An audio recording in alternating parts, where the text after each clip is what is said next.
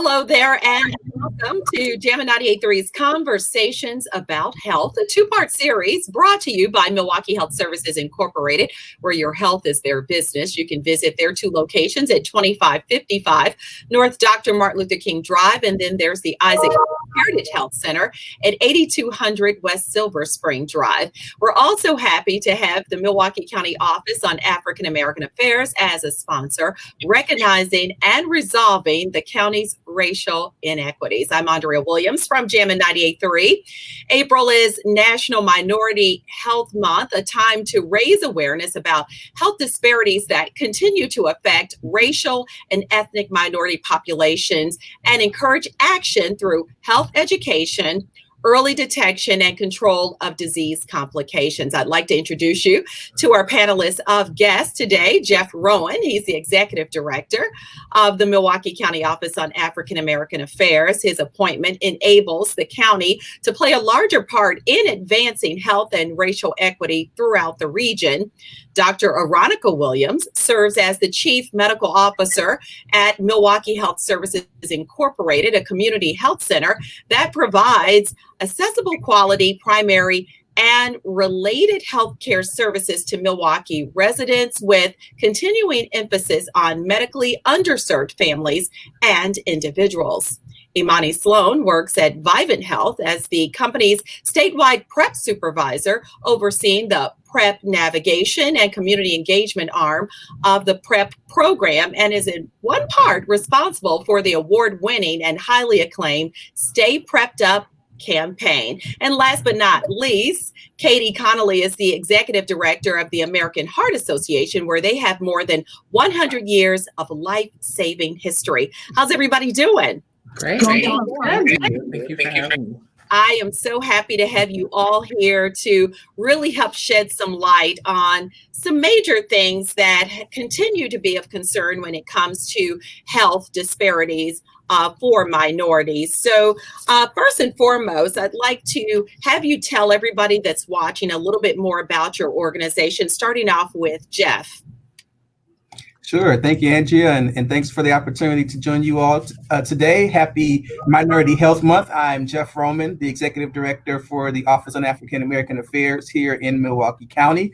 The Office on African American Affairs, or affectionately known as OAA, OAAA, serves to support Milwaukee County and empowers the community to make Milwaukee County's vision by achieving racial equity. Milwaukee is the healthiest county in Wisconsin a reality. We are tasked with being the facilitators of that work and making sure that all of our leaders, our departments, our 19 municipalities, and our partners in the community, residents, the whole gamut, are going along that journey with us. It's a pleasure to be here today. Thank you. Dr. Williams, welcome Absolutely. back. Yes, we connect frequently. As Andrea mentioned, my name is Dr. Aronica Williams. I'm the Chief Medical Officer at Milwaukee Health Services. So Milwaukee Health Services is one of 5 federally qualified health centers in the Milwaukee area. That designation means that a couple of things, but the main thing is we see all patients regardless of their ability to pay. So at our organization, we provide full spectrum primary care, so family medicine, internal medicine, women's health, and pediatrics. We have some specialty services, for example, podiatry, psychiatry. We have a branch of what we call the early intervention program, which is a program designated to take care of patients who have HIV and hepatitis C. And we also have dental services, and we also have a branch of the Women, Infant, and Children program at our MLK location. So we try to provide that one-stop shop for patients and be able to take care of every type of patient, every age of patient, wherever they intersect with our healthcare opportunities. We also have on-site pharmacy and on-site radiology. And so we've been in business for 30 years, and our slogan is "Your health is our business," and we definitely mean that. And so we take and find every opportunity to assist patients with providing them culturally compassionate healthcare. Yes, thank you for that. Imani. Hi. So I supervise our pre-exposure prophylaxis PrEP throughout the state of Wisconsin for Vivent Health. Vivent Health is a nationally recognized HIV/AIDS organization, and We have been known for our high quality HIV patient outcomes and operate a HIV medical home in America recognized by the Centers of Medicare and Medicaid. The HIV medical home model of care we offer is an integrated service. We are the doctors, the dentists, the case managers, food pantry, and prevention. And so this is a national organization at this moment. We have over 15 locations throughout Colorado, Missouri, Texas, and Wisconsin. And we've served tens of thousands of people at risk for HIV and our HIV positive clients as well. So the main thing about our organization that makes us well is that it is an integrated service. So a person can come and get all of these services, and there's a full care team to be able to take care of them. Good stuff. Thank you for sharing that. And Katie, I think everybody's familiar with the American Heart Association, but please tell us more about the things that you do to make a difference in people's lives every day.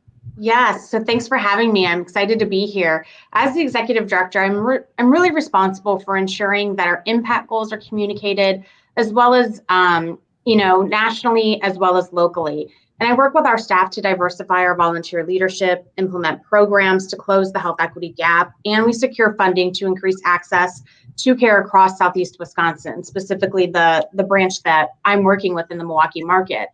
At the Heart Association, we believe that every person deserves the opportunity for full, healthy life. And so as champions for health equity, we're committed to advancing cardiovascular health for all, and that includes identifying and removing barriers to healthcare access and quality healthcare. Yeah, and that's what it's all about today. We really just hope that someone walks away knowing more than they knew when they started watching. And really, when you know better, you do better. And also, you have a tendency to share information that you learn about as well. So there is an abundance of evidence that some racial and ethnic minority groups have been disproportionately affected by COVID-19. And statistics show us that the death rate for African Americans age 18 to 49 are 2 times as likely to die from heart disease than whites. Also, statistics show us that African Americans age 35 to 64 are 50% more likely to have high blood pressure than whites. And we know that Blacks account for a higher proportion of new HIV diagnoses. For instance, in 2018, Blacks accounted for 13% of the US population, but 42% of new cases. In 2019, Milwaukee County declared racism a public health crisis. So all of these things we will address today. And starting off with you, Jeff, what is the meaning behind Milwaukee County's declaration of racism as a public health crisis? And what are you doing to actually put those words into action? Sure. Thank you, Andrea. And again, thanks for the opportunity to be on the panel today. And I think you started to answer the question with just the stats that you shared about the disparities, the racial disparities in our community, particularly in our African-American community. And so Milwaukee is dubbed the worst place, or Wisconsin is dubbed the worst place to raise a Black child. And when they say that, they're talking about Milwaukee. We always talk about our zip code 53206 is the number one incarcerated zip code in our area. And so and continually every year, Milwaukee County is continuously ranked 71 of 72 counties on the county health rankings for the state. We are one of the worst, the least ranked, the worst counties when it comes to our health indicators compared to counties right adjacent to us like Waukesha and Ozaukee and Washington, who are among the top 5. And so all of those disparities really made Milwaukee County as a government unit begin to think about how do we as a county really take the bull by the horn and be accountable for the disparities, racial disparities that exist in our communities. And we are specifically or explicitly looked at the link between race and government and health and policy, and the role that government, particularly Milwaukee County government, the role that we have historically played in really perpetuating some of those disparities. And so for Milwaukee County, the declaration is was not just a program or an initiative or a tagline. It was a commitment to really address the root cause issues of health disparities in our communities, which is racism, the hierarchy of racialized power and decision making in our community that impacts health outcomes that spurs inequitable disparities, that really raises stress levels of our African American community, and so that was why we made the declaration. Because we wanted to make sure that our communities knew that as a government unit, we were taking on the responsibility of addressing those root causes and eliminating the barriers for our communities so that we can become the healthiest county in the state. Yes, that is the goal. And so, Dr. Williams, when we hear that, I think we have an understanding of why disparities matter. But when we look at these statistics, where do we start on trying to really get past those numbers and move towards a healthier community? So just to kind of, put it all in perspective, health disparities are those preventable differences in the burden of disease, injury, violence, or opportunities to achieve optimal health that are experienced by a socially disadvantaged population. So I think the key thing to zone in on is optimal health. And so these disparities matter because they explain why certain populations or certain individuals from certain racial or ethnic backgrounds don't fare well when they have certain conditions. Additionally, it assists health entities. So understanding, what this means, assist health entities, so either the provider themselves or governmental agencies, in understanding not just the burden of disease, but determining the needed time and other resources to address these concerns. And it helps with the ability to target the approach, the allocation of resources, and then the treatment when we're looking at individuals that may be from these disparate backgrounds. So when we take a look at all of this, it's kind of like, where do we start? That was the original question. So we start with understanding, educating ourselves and understanding that these disparities exist, and then tackling the disparities through entities like are represented here on this panel. So I can definitely speak from a healthcare standpoint. Again, so individuals who may be more prone to not seek care, having opportunities to, for outreach, removing those barriers. So if they are transportation or education or housing or food share, those types of things, being able to provide the need for those individuals, because we understand people from disparate backgrounds have multiple competing complexities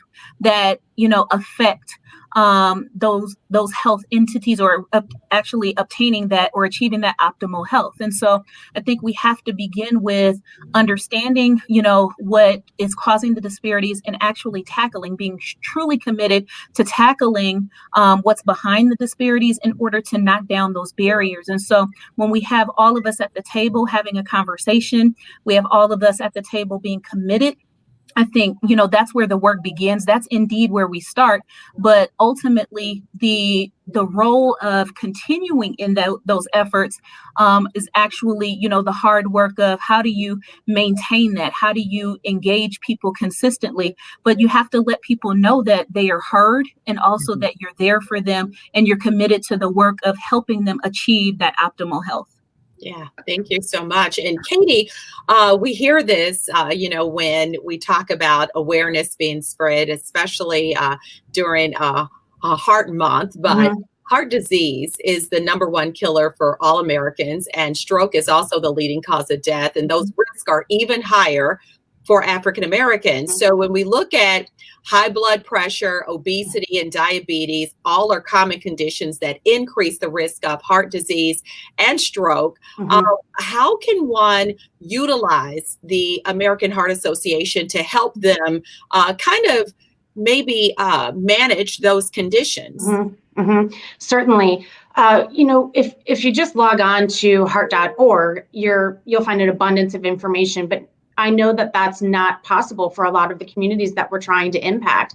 And so we strongly believe in meeting people where they are. We know we're not going to be able to do this together. We know we're not going to be able to combat high blood pressure, diabetes, alone. And so we have to get into the community. And by doing that, we need to be partnering with these community organizations so that those at highest risk feel comfortable coming to seek that information and hear from a trusted individual that, they need to take their medication. They need to know their numbers, whatever it may be, that salt, it's okay to reduce salt, or this is how you keep the flavor of the meal or the history of that meal without adding that salt to it. And we know, and I know at the Heart Association, that we are not necessarily the right people to be delivering it. However, we take our science and we take our research and we put it in the hands of individuals who are trusted in the community to deliver this message, and we know we will have an impact.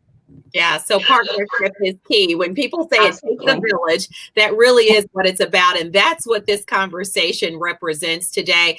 Imani, I know that, over the years, people have a tendency to think that, we have all the answers when it comes to HIV/AIDS, and we have made a lot of progress when it comes to research and people being able to manage normal lives every single day. But we know that it's important for people to always care about their status. Yes. And so talk about the importance of Milwaukeeans really going about knowing their status and making that a consistent thing every single year. Yes.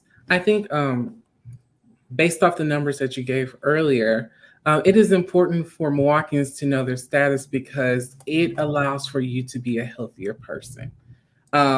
Your sexual health is just as much a part of your health.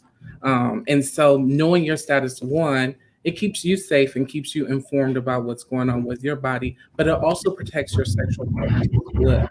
And what that means for our communities where, if we're talking about African Americans are disproportionately affected by HIV and AIDS, it is not because we are doing anything different from any other racial group. It is that there's more HIV found in our communities. And the more we know our status, the more we're able to get into care and make sure that we can get you undetectable. Or if you are HIV negative, we can give you an array of services that would help you stay negative, such as pre-exposure prophylaxis. So it's important to know your status, and it's important for you to know that regularly. If that's yearly, you're just going in and get a test, it's because it keeps you safe and it also keeps our community safe, and it helps bring down that viral load in our community, which in turn will lower our HIV rates. Yeah, and that's really what your goal is every single day there at Vivent. So, Jeff, who is Milwaukee County working with to achieve equity and health vision? Because we talk about, that partnership and collaboration that definitely helps change things. Who are some of your partners in this particular fight? Sure. Well, first it starts in-house. And so I talked a little bit about the why, but not a lot about the how and the who within Milwaukee County that we're working with. And so I want to start there and then jump into who are some of our great partners in the community are, including those who are on the call today. And so this work really started even before we made the declaration in 2019, started with the creation of the Office on African American Affairs as early as 2016. And to date, we've trained over nearly our 4,000 employee workforce on implicit bias training and training around redlining and the impacts of racism in our community. That work continues today. And then last year we launched with the leadership of our county executive and our county board and department leaders. We passed Chapter 108 of our county code of ordinance called Achieving Racial and Health Equity in Milwaukee County, which really cemented our focus. And it really pushes and really forces all of Milwaukee County to make sure that this lens, this work is applied to all the work that we do across the county. But we know that we can't do this work alone. And there's work that we have to do internally as a government structure, but we can't do it alone. And so we, over the years, particularly over the last year with the onset of COVID-19, we have engaged in work and support from behind a number of local partners and organizations in our communities. I just want to just reference a couple of them. The county initiated a group called the Community Resilience Response Team, now called the Milwaukee Community Resilience Initiative, which engages Black and Brown leaders and organizations from all across the county who are really informed at the highest levels of decision making around COVID-19 in terms of testing, vaccination, and recovery efforts. Organizations like those represented on this call today are a part of that robust network of leaders within our organizations who have the reach and credibility in our organizations. We also work with, have been really strategic partners with the Milwaukee Civic Response Team, which were stood up by the Greater Milwaukee Foundation and local philanthropy shortly after the pandemic.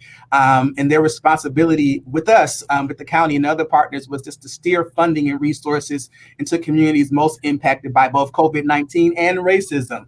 And then partners like the City of Milwaukee, particularly their Office on African American Affairs, and their Office on Violence Prevention, and their Office on Equity and Inclusion, who we meet with on a regular basis, and health departments from all across the county, who were all working together to making sure that we are coordinated and aligned on efforts that promote health in our communities. And so this is an all hands effort, and the Office on African American Affairs plays a role in helping to make sure that we're all connected, aligned with our vision of achieving racial equity. Yes, and you brought up COVID-19, so that leads me to asking Dr. Williams, do you feel that the pandemic has increased or decreased people's decisions on seeing a doctor? Well, initially, we saw, of course, the numbers dramatically decrease because, again, we, instructed people to stay home, watch their distance, those types of things. To a certain extent, we see that there are certain individuals that are still a little bit leery, although the numbers have been ticking up from maybe mid last year and the last quarter of last year. We have seen individuals returning to care. But again, we were initially around March, April of this time last year, trying to just make sure we were keeping everybody safe. But there have been some individuals, for example, our elderly patients who have remained cautious during this time, and individuals, kind of a sprinkling throughout the age groups, just trying to make sure that, again, they are balancing, the risk versus the benefit. But we also tell people, again, some of the things that are common, don't take any breaks. So, having your blood pressure checked, making sure your diabetes is controlled, getting your cancer screenings, your mammograms, colonoscopies, pap smears, because again, cancer takes no breaks either. And so although the numbers have increased since probably the third to last quarter of last year, again, we try to make sure that people understand that even in this pandemic, there are safe ways to access care and to make sure that individuals are not putting themselves at risk for heart attack and stroke because of uncontrolled blood pressure or diabetes, or at increased risk of being diagnosed with cancer at later, less treatable stages because they've put off those preventive screenings. So I think, it's definitely important, to maintain our safety and, have our 3 W's of watching your distance, wearing your mask, and washing your hands. But we definitely want to make sure that people are engaging in care with their trusted healthcare providers to ensure that they are maintaining that optimal health. All right. Imani, wondering if you could just share with us quickly how people can actually get involved with Vivent Health and the work that you're doing to help make a difference. So right now, you can join us for our AIDS Walk, AIDS Walk Wisconsin on our 5K run. This is Vivent Health's annual AIDS Walk, and we've partnered with a whole bunch of partners around the community. If you want to learn more about our AIDS Walk, you can go to www.aidswalk.net/Wisconsin. If you want to donate, feel free to go there. And if you want to learn more about our organization and some of the work that we do here, you can go to www.viventhealth.org. All right. And correct me if I'm wrong. I think the AIDS Walk is usually held in October, is it? Usually, but I guess we've changed it up a little bit. Yeah, everything's changed due to COVID. So when will it be held this year? May 16th. All right. So really right around the corner. So it's good to remind everyone because, yeah, it's like kind of ingrained in my head that it's Yes. right there around fall. So But this year, there's so many different ways that you can participate in this walk. So I urge people to go to our website and look up more on how they can get involved and how they can start their own team and do the walk and do the run, because it is so powerful and it saves so many lives. Absolutely. And I definitely want to give Katie an opportunity to talk a little bit more about just really how you're able to take your programs and services and have that outreach to individuals, because we talk about food deserts and people not having an opportunity to have access to fresh fruits and vegetables and things of that nature. And when we talk about heart health, that really does make a difference. So could share the outreach. I think you did speak a little bit earlier on talking about partnership and how that helps. But if someone were to come to the American Heart Association and look for programs and services that they could take advantage of, where would they start? The best place for someone to start, it's our website, and it's you'rethecure.org. So it's YOURE, the THE cure, CURE.org. That is the best place, because that is where we have the opportunity to lend our voice to change. And while we don't directly deliver a lot of those services, we rely on those community partners to deliver those services. We can make a difference through You're the Cure, which is our advocacy network, where we are able to lend a voice to our policymakers and to our legislators to say this needs to change, or this needs to be supported in terms of dollars that are going toward healthy food access funds, or increasing the age to buy tobacco products from 18 to 21. That's going to make a huge difference. There's research behind it that shows it. And unfortunately, in the minority community, what we're seeing from the Heart Association is a lack of those voices. And that is where we can have a major presence locally within our Milwaukee community, across the state, as well as nationally. Yeah, and all that's important. I'm glad you brought up the fact about smoking, because we know just from historically looking at how things have gone over the years, billboards and smoking advertising and things of that nature, especially when it comes to menthol cigarettes, it is specifically targeting African Americans and other minorities, but really African Americans. So what do we do when we try to tackle having more places that serve alcohol or sell alcohol in the community?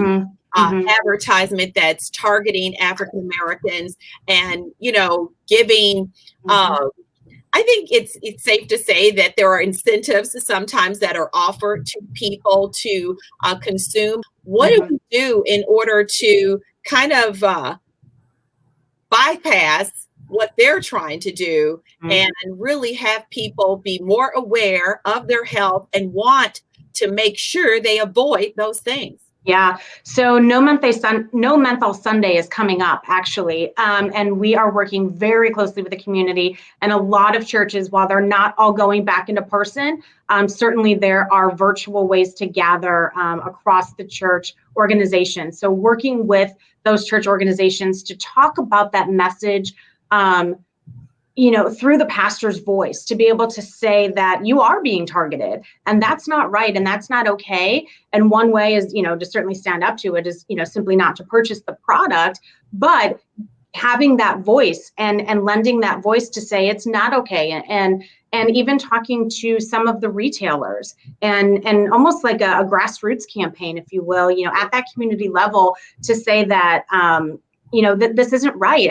And you're almost in the community, you're putting up a poster that's targeting African Americans to purchase menthol cigarettes when that's the community you're trying to support. So being able to have that conversation with the store owner about refusing that type of advertisement. But we do know that the later a person starts smoking, the later that they are exposed to it, the less likely they will become addicted to it later in life. And so if we can get that age from 18 to 21 in the state of Wisconsin, that would make a significant difference in the smoking population. Yeah, I've always said, and it's kind of jokingly, but it's really the truth. If I were to go to Brookfield or maybe even Pewaukee and ask where I could find a 40 ounce or malt liquor, you're not going to find it anywhere. Mm-hmm. If I go to certain parts in the city of Milwaukee, you're going to find it in every corner store that's there. And that's problematic. And I guess, knowing is half the battle. But I want to talk about the fact that I brought up the food deserts and the heart healthy eating. Of course, we've talked about racism, unemployment, stress, economic disadvantages, all of these things and a whole lot more plays a role in the overall health of individuals. So I would love to have all of you kind of lean in on this conversation on what we would like for those watching to do in order to possibly work on maybe the stress that they're exposed to, knowing that it does affect their health, maybe utilizing organizations like the Milwaukee County Office on African American Affairs when coming in contact with racism in whatever way so that they can be sent to a resource that can help them. Because, this is stuff that has been happening over and over again. It's stressful just to watch the television and see unarmed, innocent people killed on video right before our faces. All of this is playing a role in our psyche, our psychology, all of those things. So just kind of talk about where you guys stand when we talk about those particular things. Dr. Williams, if you would, go ahead. Sure. I think one of the things I'll talk about from the, of course, the health perspective, and one thing we haven't really touched on, but I think is of paramount importance is understanding the importance of mental health and seeking, well, not just mental health, we all have mental health, right? But optimal and positive mental health and having resources that are going to be available to help battle, again, what I kind of coin as those multiple competing complexities. So all of the things that you mentioned, Andrea, that can weigh on people that they may not even understand how it's affecting them. And so first and foremost, I definitely would encourage individuals to find someone, a healthcare provider that they feel comfortable having transparent and honest and open conversation with, because that's going to be the inroad to, perhaps having a referral to behavioral health and those types of things. Again, behavioral health is something that we do offer at our clinics, but for people who may not necessarily be, tied into a clinic that has multiple specialties, again, making sure that they have a relationship with a healthcare provider that they can be honest with. And in turn, the healthcare providers need to delve into, the depths of those competing complexities, meaning, so tell me, help me understand, how are you feeling? How are you coping with? And even if it's just uncontrolled high blood pressure or having multiple, what we call comorbidities, you have high blood pressure and diabetes, on a day-to-day, how does that affect you? So trying to kind of have a creative approach at kind of unraveling or, peeling back the multiple layers like an onion that may be affecting individuals, not just from their physical health, but their mental health. And then understanding and making it kind of, making it okay is the best thing that comes to mind, but really, getting away from some of the stigma of seeking mental health services in Black and Brown communities, because again, some of the things that we may have grown up seeing, or we just tackle it and we keep on going, or, again, it's definitely great to be faith-based. I go to church, I'm a believer, but at the same time, I definitely believe that we have individuals who are specialized in certain areas, for a reason. And so we definitely want to make sure that we are being good stewards, not just of our physical health, but our mental health. And so being, as a healthcare community and also in social supports with, our partners that are on this call, dispelling, any stigma around seeking mental health services, because again, there's so much going on and it's affecting us on so many different layers. Sometimes even in the pandemic, how many of us just went home and like, oh my God, if you were, working outside the home just to lay down because you feel like, what? Every day is just taxing. And so it doesn't mean that, okay, if you make this amount of money, it's okay to go to, a mental health professional. Everybody should be really concerned about having optimal mental health, and making sure that they have a provider that they feel comfortable with to be referred to a mental health provider, and seeking those services, if nothing else, just to have an outlet to release all of those things to ensure that their mental health is not compounding those things that are affecting their physical health. So I'll start there, from that mental physical connection, because I think people really, really, really need to understand that this is something that's needed, and it's okay, and we have to make it okay.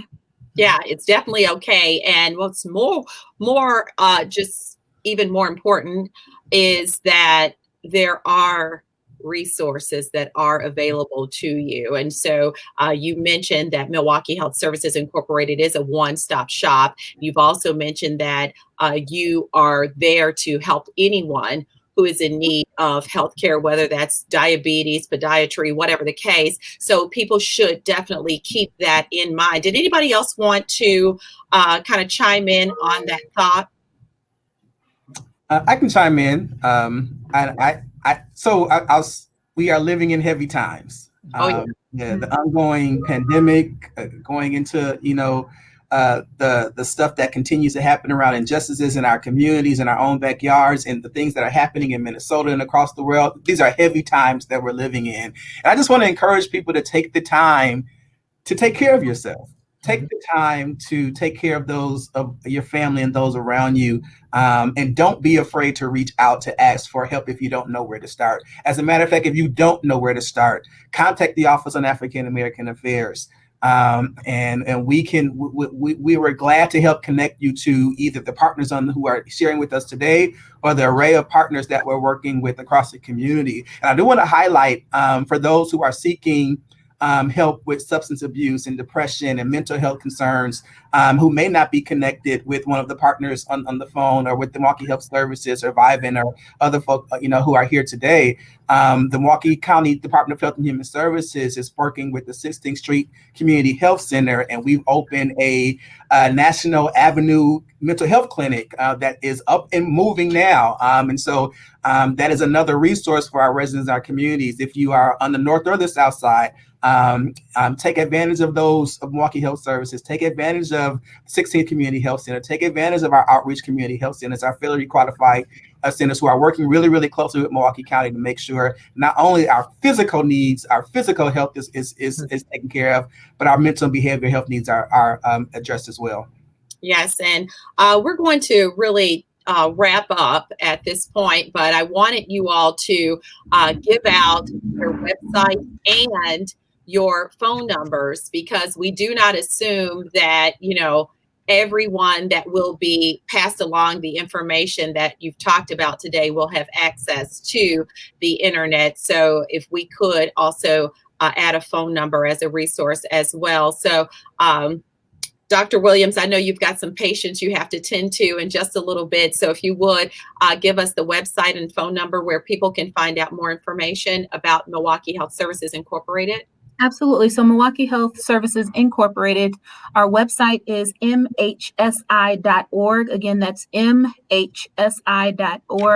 And our phone number is area code 414-372-8080. All right. And Imani, if you would give us a web and phone number, please. Yeah, so if you want to learn more about Vivent Health and some of the work that we are doing, our website is www.viventhenthealth.org. And our phone number is 414-223-6856. Okay, and I think I called you Imani. Sorry about that. Katie, can you share your information with us, please? Sure. The American Heart Association's website is heart.org, O-R-G.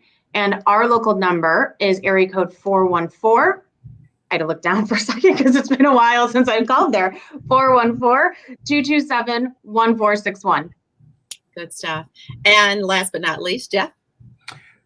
Please do reach out to Milwaukee County's Office on African American Affairs. You can find us online at www.milwaukeecounty.gov/OAAA. Or if you're real savvy, just Google Milwaukee County Office on African American Affairs will come up. You can also reach us at 414-278-2441, direct link to the Office on African American Affairs. And then if you're on social media, you can reach us there too. Just Facebook, Instagram, all those other ones. MKEOAAAA. All right. And that is going to pretty much wrap up this first part of our conversations about health. Jeff Rowan is the Executive Director of the Milwaukee County Office on African American Affairs. Dr. Aronica Williams serves as a Chief Medical Officer at Milwaukee Health Services Incorporated. Imani Sloan works at Vivent Health as the company's statewide PrEP Supervisor. And Katie Connolly is the Executive Director of the American Heart Association here in Southeastern Wisconsin. So I thank all of you for taking the time out to have this conversation with us today. And I'm hoping that people who are watching can take away some information and pass it along. And together we can help make a difference when it comes to our health. I wanted to definitely mention a big thank you to our sponsors, Milwaukee Health Services Incorporated, where your health is their business. They have 2 locations, 2555 North Dr. Martin Luther King Drive and the Isaac Cox Heritage Health Center at 8200 West Silver Spring Drive, and then also the Milwaukee County Office on African American Affairs.